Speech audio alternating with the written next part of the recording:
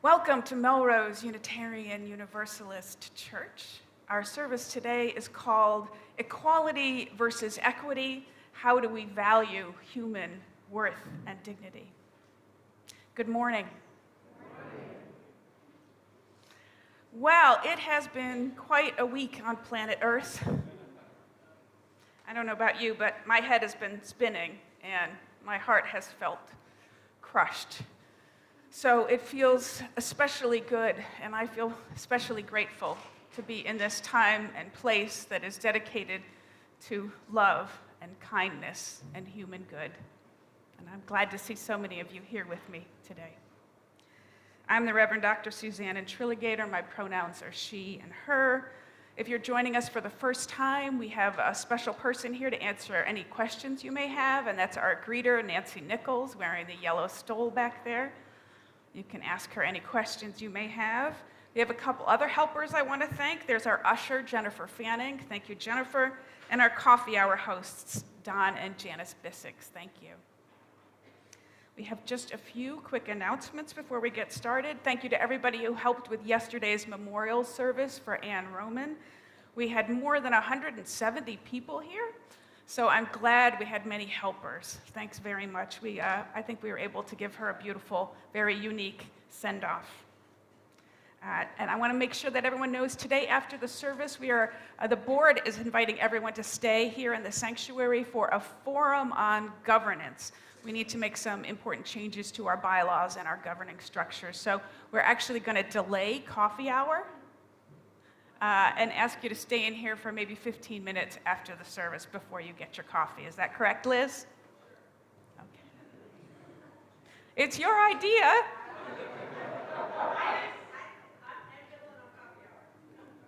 All right, then. We can discuss it then. Thanks, John. Before we get started, I have two quick pulpit announcements, so I want to call forward Brian Johnson, who wants to share a word with you. Brian, please come up to the lectern. And you've got Garen with you. Hey, Garen. Garen and Karen. I like that Aaron sound. It's kind of nice, yeah. Good morning, my fellow Unitarian Universalists. I am Brian K. Johnson. I would like you to remember these three numbers: 9, 8, 7. And let's make sure we get them in the right order. We didn't rehearse this, but it's more entertaining than its way. So 9, 8, 7. Okay. I'll tell you the meaning of these numbers in a minute, but maybe it's a countdown. When I signed up to help with the Martin Luther King Jr. Coalition, I had no idea what all was involved. I've been tapped by the group to report back to this church, where we sponsor the registration and a program or 3. I'm happy to announce that despite the snowstorm the night before, the Martin Luther King Jr. Day of Service here in Melrose saw over 80 adults and 24 children. Is that right, Wendy? Sign up for activities ranging from presentations about immigration and racism to service projects about food, to readings and discussions about social justice and much more. And I'm happier still because of the things I overheard visitors to our church say. Those Unitarian Universalists really live their faith. And I have to keep up with my Catholic church attendance, but if I had to pick another church, it would be this one.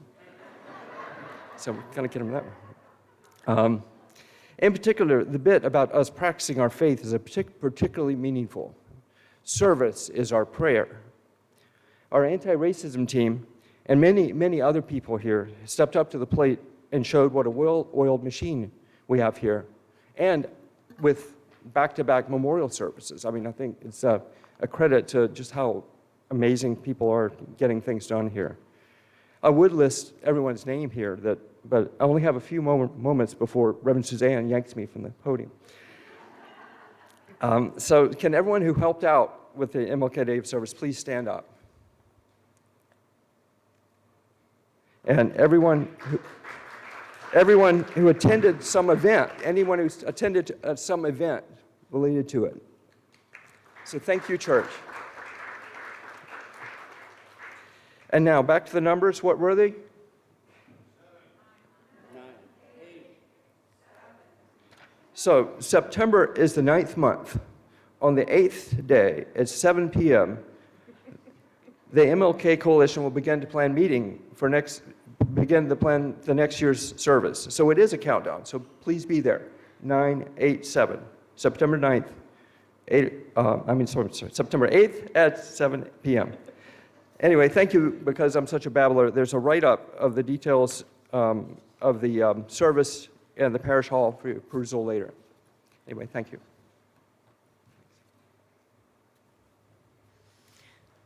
Thank you, Brian. And I'd be happy if you could also submit that to the midweek update, and we can all read it if you want to send us your write-up. Jennifer, I just want to ask you, could you flip on that last set of lights?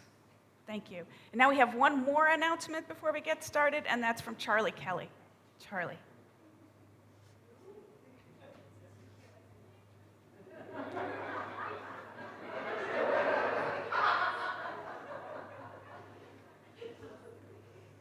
Hi, me again. You may have noticed that I have several name tags on.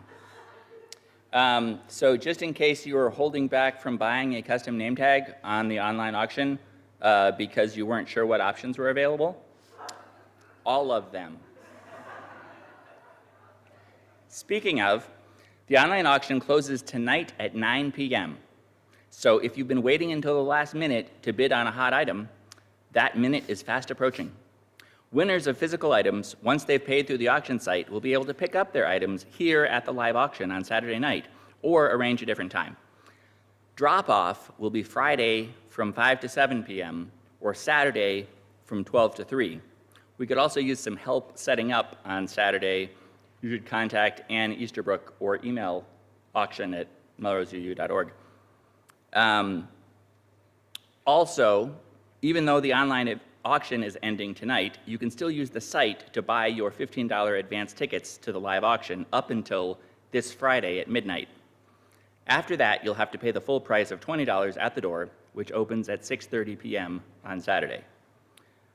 Besides the ever-popular live auction items, there will also be a number of unique items that will only be available in the silent auction. Plus, there's music, snacks, and general merriment. If you've been having any problems getting into the bidding site, please send an email to auction@melroseuu.org, and we will take care of it. Side note, what with this year being the 175th anniversary of the congregation's origin, have you ever wondered what those early pioneers would think of all that this church has become? Wouldn't it be fun if somebody wrote like an SNL-style skit about that idea? Anyway, live from Melrose this Saturday night.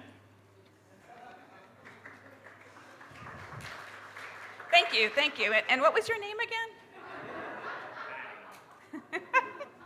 Thank you, Charlie. That was great. I just want to let you know that if you want to follow along today's electronic order of service, it's available at this QR code, which we'll have on slides throughout the service. I know a couple weeks ago it wasn't working, but I'm pretty sure we fixed it, and I think it is working now.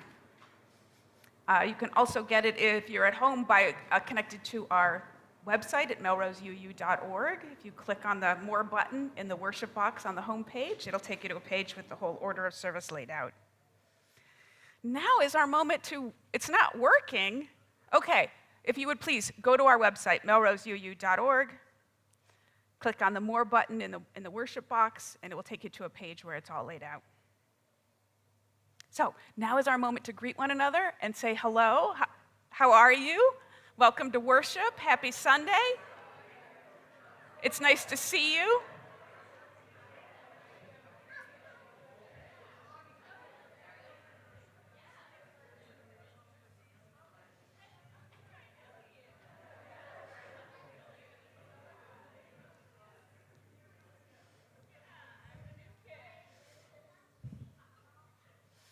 And hi to anybody joining us on Zoom this morning. Good morning.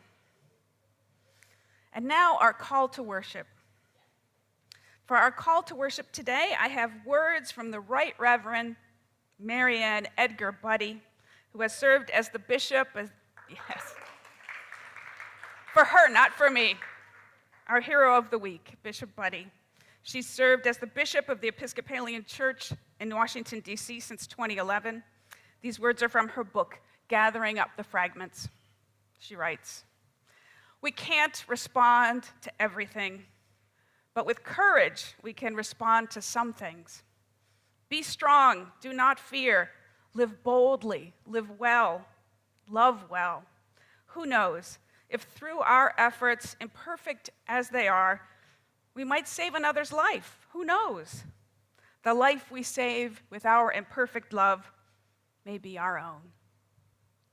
Come, let us worship.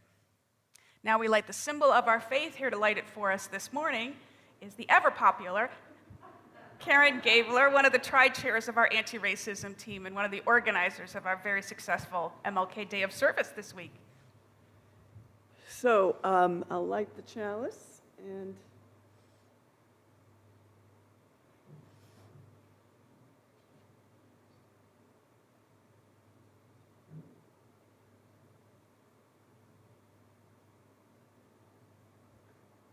if you stand, if you're able. This year, we are experimenting with some new options for our covenant space here in worship. Today, we will share the aspiration statement of First UU Church of San Diego. May love be the spirit of this church. May the quest for truth be its sacrament, and service be its prayer. To dwell together in peace, to seek knowledge in freedom, and to help one another in fellowship. This is our aspiration. Thank you, Karen. Please remain standing for our opening hymn. It's everybody's favorite, number 188 in the gray hymnal, "Come, Come, Whoever You Are." Folks, we invite you to join in a round today. And the game plan this morning is for us to all sing it once through in unison, and then group one over here with Karen will start, and then Ginger will lead group two, Randall will lead group three, and Charlie will lead group four, and each group will sing through the form of the tune twice. That's the plan.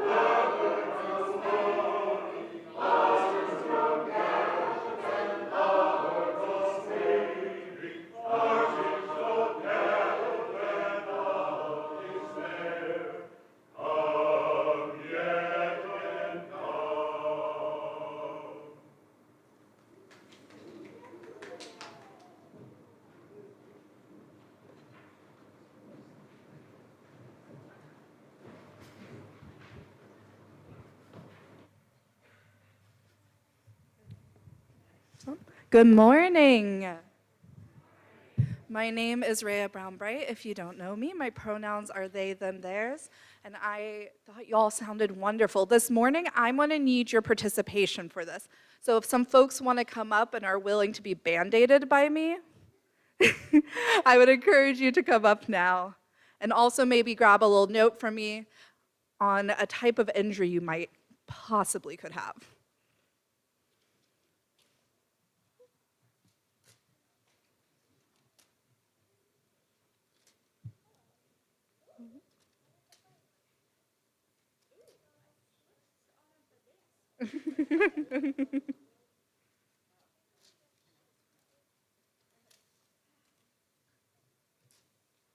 Oh, and I am one short, but don't worry, there's also an imaginative aspect of this. All right, now I want you all to all sit for a second, and I want you to imagine you're playing or you're going on a walk, maybe you're hiking, and oh no, you've gotten an injury of some sort. What type of injuries might you get? Yeah? Oh, you might get a shark bite. Yeah, that's dangerous and very likely. Yeah? Oh, you slipped on a banana. Oh, no. I slip on bananas all the time. I get it. Yeah. Any ones people can imagine that I didn't write down? Stubbed your toe. I did write that one down. But a lot of ways to get injured. Now, when we get hurt, what do? Yell and cry. But also, I would love to help treat your boo-boos really quick. Just a smidge. How do you treat slipping on banana? I'm so glad you asked. Could I put a Band-Aid on your wrist?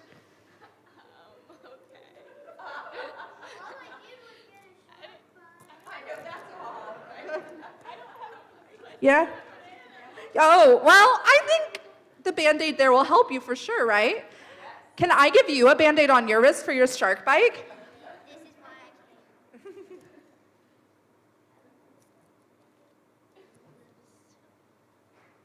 Oh my goodness, what happened to you, Zura? Poison ivy, you know what will really help with that? A Band-Aid on your wrist.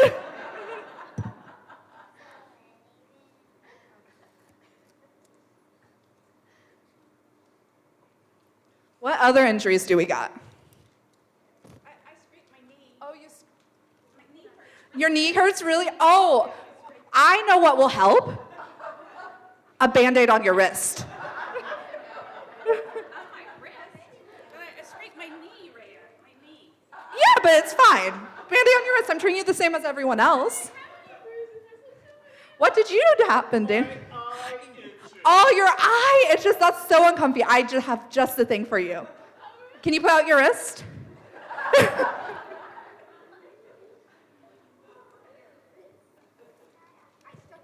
You stubbed your toe? Oh, I'm so sorry to hear that. That must hurt so much. I know how to help you. Yeah, a Band-Aid on your wrist.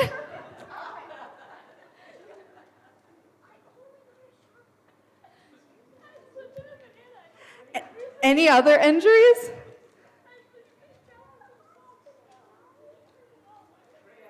Yeah. Marinelle, what happened? You bruised your leg? Oh, I know just the thing.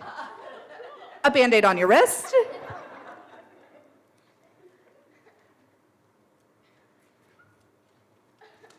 Anyone else have any injuries? Oh, that's so sad. I've sprained my ankle before. It really hurt. Do you know what helps with a sprained ankle? A Band-Aid on your wrist. If I can get it open. I didn't open up enough ahead of time.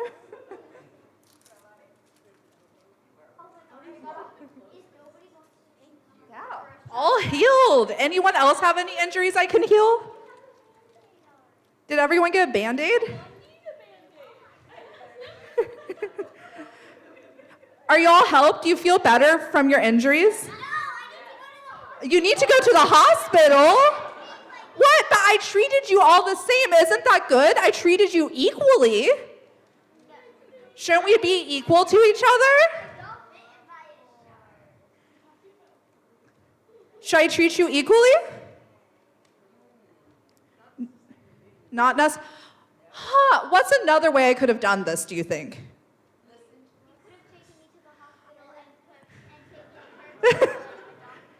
Gone to the hospital, go to the doctor. Oh, did you maybe need like some ice if you bruised yourself? Oh, you just slipped. Oh. Huh. So what I'm hearing is you can't treat everyone exactly the same. No? Should I have maybe offered different things for different injuries? Yeah. Maybe for the shark bite, I could offer a really big Band-Aid on the wrist. Does that, no? Oh, you want a cast? Gotcha. And maybe for the stubbed toe that you might have broken, should I have given you a Band-Aid on the wrist? No, what would have helped? Oh, I should have taped up the toe, of course. Huh. I guess I can't treat everyone the same. No, I think we have to move past equality, don't we? And we have to work towards equity and be equitable, right? Because fair isn't about everything being the same. Fair is about everyone getting what they need. And not everyone needs a Band-Aid on the wrist, I suppose. A few people do, but not everyone. I don't know if any of these injuries were wrist-related today. Okay, with that and remembering that everyone needs to be heard and listened to, and that we need to recognize that fair means everyone gets what they need and not everyone gets the same thing, we're going to head downstairs and do a little escape room and figure out why the animals lost the equitable world they were in to an equal one. Oh no!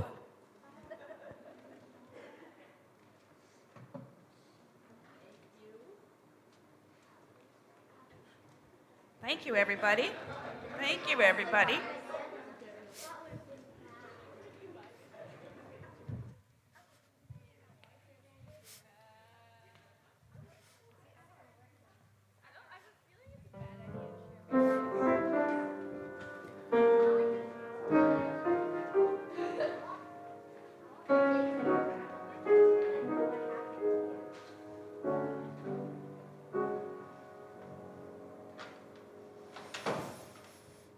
I don't know if we've ever had a shark bite in the sanctuary before. That might be new.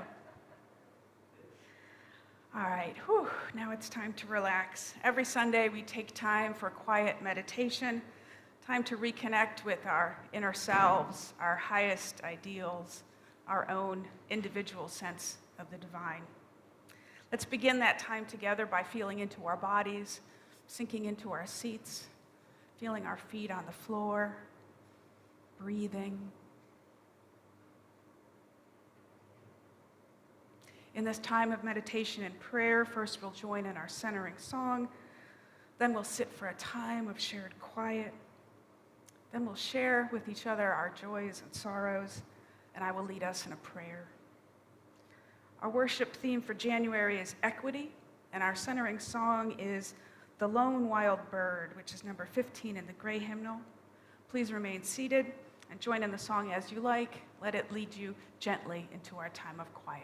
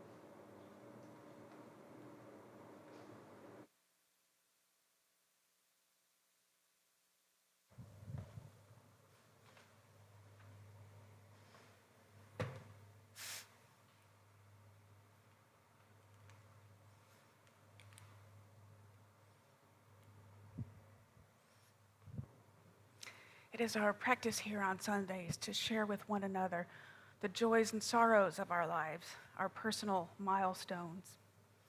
We listen and we speak to one another with great care so that we come to understand one another better and can be better companions on this journey of life. I invite anyone who has a sorrow to share this morning to please come forward, speak from the mic so everyone can hear you and see you. And I invite anyone on Zoom to type a sorrow into the chat box and I will read them aloud.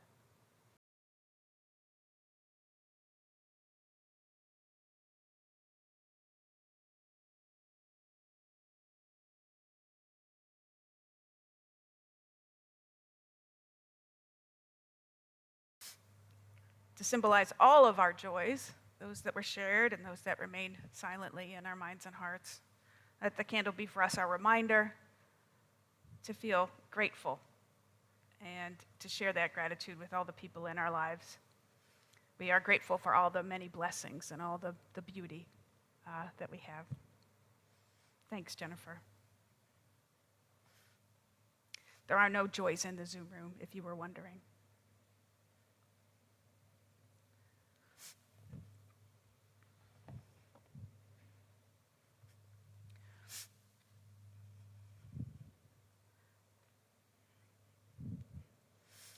One of the most important Black theologians of the 20th century was Howard Thurman. He was a professor and a trusted advisor to MLK. In his book, Meditations of the Heart, he offers spiritual sustenance for hard times. I'd like to share his words as the prayer today from Howard Thurman. During turbulent times, we must remind ourselves repeatedly that life goes on.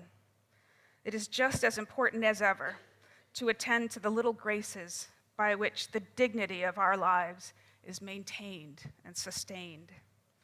Birds still sing, the stars continue to cast their gentle gleam over the desolation of the battlefields, and the heart is still inspired by the kind word and the gracious deed. There is no need to fear evil. There is every need to understand what it does, how it operates in the world, what it draws upon to sustain itself. We must not shrink from the knowledge of the evilness of evil. Over and over, we must know that the real target of evil is not destruction of the body, the reduction to rubble of cities.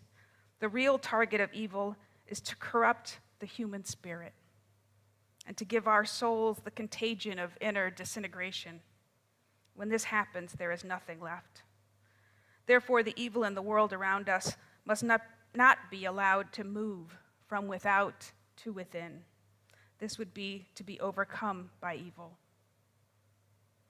To drink in the beauty that is within reach, to clothe one's life in simple deeds of kindness, to keep alive sensitiveness to the movement of the Spirit in the quietness of the human heart and in the workings of the human mind. This is always the ultimate answer to the great deception. End quote.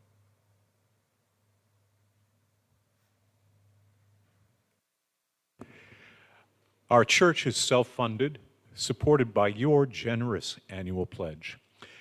You may also give to our weekly collection, which we split every month with a worthy group via our Giving Beyond Our Walls program. Remote folks can donate using the orange button at the top right corner of our homepage at melroseuu.org.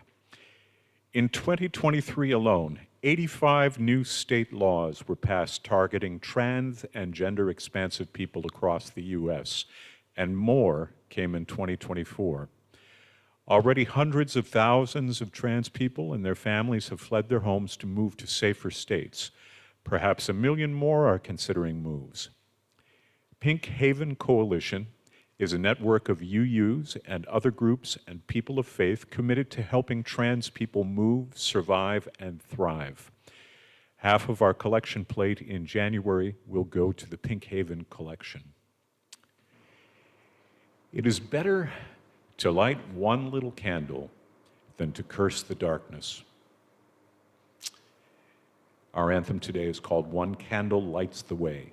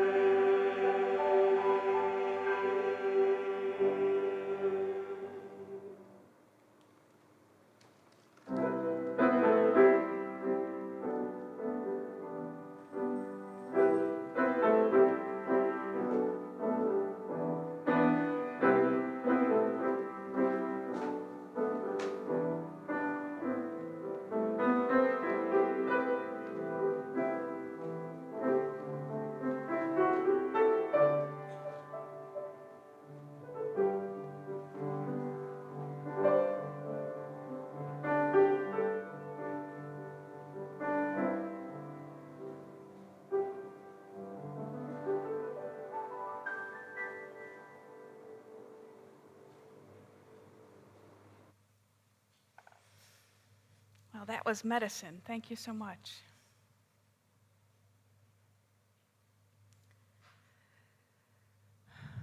So, our question today, what is fairness? It is a fundamental question, one that informs and undergirds our whole society. Do we really believe that all people are created equal and deserve a fair chance at thriving? What is our society's rightful role in assuring fairness? And what is the church's role in pushing forward the society? All of them are big questions. Odds are maybe you haven't thought about fairness for a while, or maybe unless you know a 7-year-old. You know how all kids go through that phase where they're just obsessed about fairness. This is not fair. You serve them a slice of cake and they'll weigh it to make sure that it's not any bigger, any smaller than anybody else's slice of cake. It's a phase I think a lot of psychologists call concrete reasoning, where everything is black and white, everything is true or false, and there is no middle ground. Depending on the kid, that can be one of the most challenging times of parenting. Or teaching Sunday school. It's not easy to explain Unitarian Universalism in concrete terms. Thankfully, most of us grow out of this phase, and we understand that life is slightly more complex. Most of us. When I was a kid, growing up in a family with 5 siblings, all born very close together, my parents were kind of rigid about fairness, a simple kind of fairness. If one kid wanted $5, well, my parents would get together and discuss it, and either everybody would get $5 or nobody would get $5. And it didn't really matter if what you actually wanted was help with a school project or a warm hug and a story. What you got was $5. Here's another example of fairness in an equality sort of sense from my favorite Christmas movie. And I'm sure you don't agree. No one else in my family likes this Christmas movie, but I really enjoy one called Fred Claus. Have any of you seen it? It's a 2007 movie starring Vince Vaughn. And so it's old now. I think spoilers are not an issue anymore. One of the subplots is when an efficiency expert called Clyde Northcutt comes to the North Pole. And he finds out that they're behind schedule in producing all their toys. And he sets them a deadline. If you don't produce enough toys for the whole world by a certain date, I am closing down the North Pole and canceling Christmas. It's probably a common plot. You may have heard that before. Well, Santa's people, in this movie at least, come up with a scheme. They decide the simplest gifts for them to make in Santa's workshop are baseball bats and hula hoops. So that's what they're going to make. Not read the kids' letters anymore, just make everybody the same thing. They're either getting baseball bats or hula hoops. And they work and work and work, and they do meet Clyde Northcutt's deadline, and they don't cancel Christmas yet. But, watching it for the first time or the 10th time, I had to wonder, how many kids would actually be happy with a baseball bat or a hula hoop? I knew I wouldn't be. Would you? No. The truth is, we can do better. Santa Claus can do better. We can do better. Fairness isn't sameness, as I think our story today really demonstrated. In the last 5 years or so, you may have seen a variation on this meme or poster. It's been circulating around the internet. It started, I think, back in the pandemic, and it looks slightly different from this. This is an updated version. People at home may not be able to see it. But it had 3 squares originally, and it was really about demonstrating the difference between equality and equity. You can see in the equality picture, it's 3 people trying to watch a baseball game through a fence, and the tallest person can always see over. And the middle person is slightly shorter, and they can't in the original, and the shortest person can't. So they're all 3 given the exact same box. And again, the tallest person can see, the middle person can now see with the addition of a box, but the shortest person still can't. That's equality. Everyone's given the same thing. And then it demonstrates that equity means something different. That's when the shortest person is given 2 boxes. And finally, that person can see the baseball game. Hooray!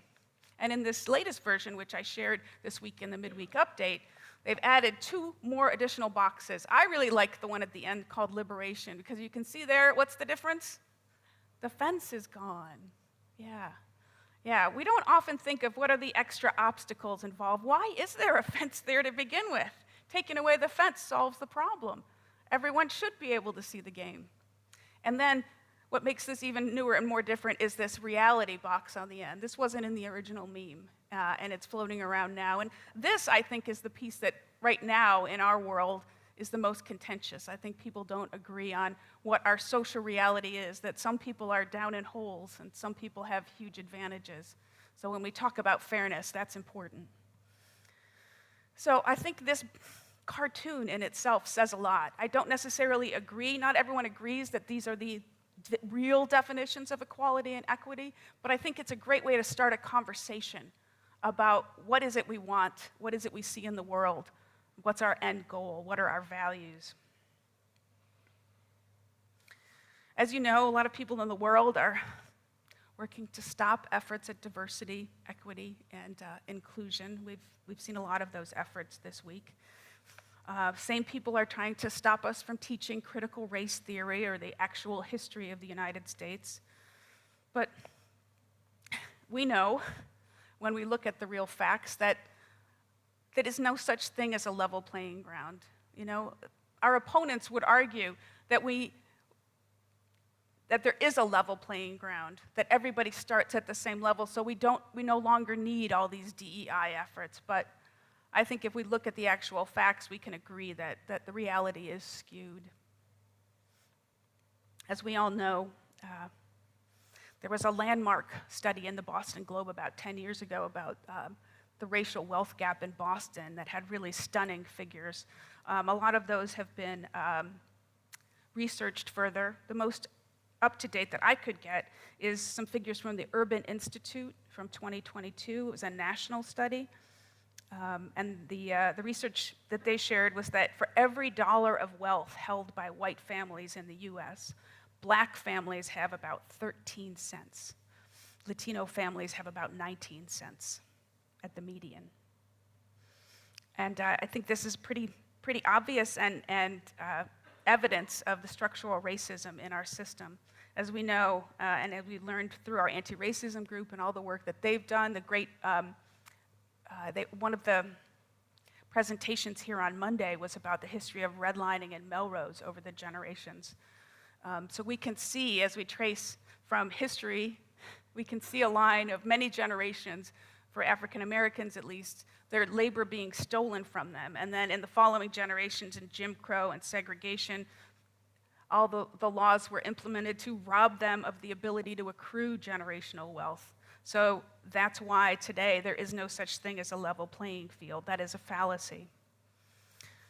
We know that in the 1930s and 40s, there was something called the GI Bill, which was supposed to have a leveling effect, supposed to level the playing field for everybody, but actually it was used to make the opposite happen. There was collusion between the government and the racist banking system, and it prevented black families from getting those low-interest mortgages that white families got through the GI Bill. And it prevented home ownership all the way from the 1930s to the 1960s for black neighborhoods. It kept those people from accruing generational wealth, and it guaranteed that black neighborhoods would have less investment, so therefore they would become slums. And again, it's one of the main reasons for the current wealth gap. Now, some people say, well, that's ancient history now. We've made a lot of progress since then. But no, this is ongoing. Researchers recently found that during the 2008 housing crisis, many more people of color lost their homes because banks had created special programs targeting black churches, encouraging black homeowners to take out subprime mortgages. Again, structural racism that happened much more recently. And as a result, people of color have less wealth, as we know, 13 cents on the dollar. You may say, why does this matter now in the time of Trump 2.0 when there are so many issues, the onslaught of abuses this week? They don't care about equality at all, let alone equity. Why does this matter now? But I say, yes, it does matter. Even these distinctions matter now more than ever for two reasons. I think it matters that we're clear about the reality, that we communicate these facts as often as we can. And two, it's important, and why I'm bringing it to church, it's important that we hold fast to our ideals of equity, even if we know we can't implement them just now. More than ever, it's important that we see the truth. More than ever, it's important that we speak the truth to one another, to friends and family, and if we can, to speak the truth to power. I know some of you clapped earlier when I mentioned Bishop Buddy, what she did this week. After she did that, she had a New York Times interview, and they asked her why she did that, and she said, "I had a feeling that there were people watching what was happening and wondering, was anyone going to say anything? Was anyone going to say anything about the turn the country is taking? I felt that I had to say something when I had the opportunity, so I did." I think it's a beautiful example of what we all can do in our daily lives with coworkers, with family and friends. We must say something, even especially to ourselves. We must keep alive our vision for equity, for true fairness and human liberation, so that the vision survives and sustains us, and so that we stay whole. I don't know if you all knew, but some have asked me. I had the UUA logo up here earlier. As you know, last summer the UUA changed from the 7 principles to these new values. We used to say that we declare that all people have an inherent worth and dignity in our old principles. And what we've moved to is a value of equity. And some people have asked, well, why do we have this value of equity instead of a value of equality or just declaring inherent worth and dignity? Thank you, Bill. It's my belief that we have a new value of equity because equity calls us to do more, not just to say everybody deserves a fair shot, but to actually enact the idea that everyone deserves a fair shot. I believe that these values ask us not only to say it matters, but to actually take actions based on the idea that it matters. In Howard Thurman's words, which I said this morning, we need to start with ourselves, make sure that we stay whole. The real target of evil is to corrupt the human spirit. The evil in the world around us must not be allowed to move from without to within. I thought that was really helpful. With Bishop Buddy's example, we see that to love is to see each other as fully human individuals with varying needs. Some of us are short, some of us are tall, some of us need a box, and some don't. This is why the UUA changed from values, our old principles, to the new values. And this is another reason why we have programs that are focused on helping people see one another as individuals. This week I noticed in the midweek update that the Immigration Support Alliance, which grew out of a ministry of this church, has a new program looking for volunteers, inviting them to go and visit refugee families who are now in shelters. We have so many thousands in shelters here in Massachusetts, and they're broadening their program to reach out to more families. What they're asking for is volunteer liaisons to visit a family once a week and develop relationships with them so that you can know exactly, oh, well, they've got a 5-year-old and the kid needs this size clothes, and the mom needs new glasses, and here's her prescription. They have very specific needs, and if we don't ask, we don't know what they are. That's what it means to love one another, to hold people to equity, to give them what they need instead of the same for all. I wanted to mention that Fred Claus ends, and it does get better. They don't end up giving everybody a baseball bat or a hula hoop. The main character, Fred Claus, goes through Santa's old letters and finds Clyde Northcutt, the efficiency excerpt, finds a letter that he wrote to Santa when he was a little boy, and finds the gift that he had asked for, which he hadn't gotten, and gives him that gift. And his heart changes, and he becomes a supporter of Santa Claus. And it just is another example of seeing people for who they are and giving them what they asked for, what they actually wanted, how that is an expression of love, and that is our highest values. I believe it matters more than ever now that we hold ourselves and one another to our highest values. I want to end today with the bishop's words, which I used for our call to worship. We can't respond to everything, but with courage we can respond to some things. Be strong, do not fear. Live boldly, love well. Who knows if through our efforts, imperfect as they are, we may save another's life? Who knows? The life we save with our imperfect love may be our own. Amen. I invite you to rise as you are willing and able for our closing hymn. It's number 168 in the gray hymnal, One More Step.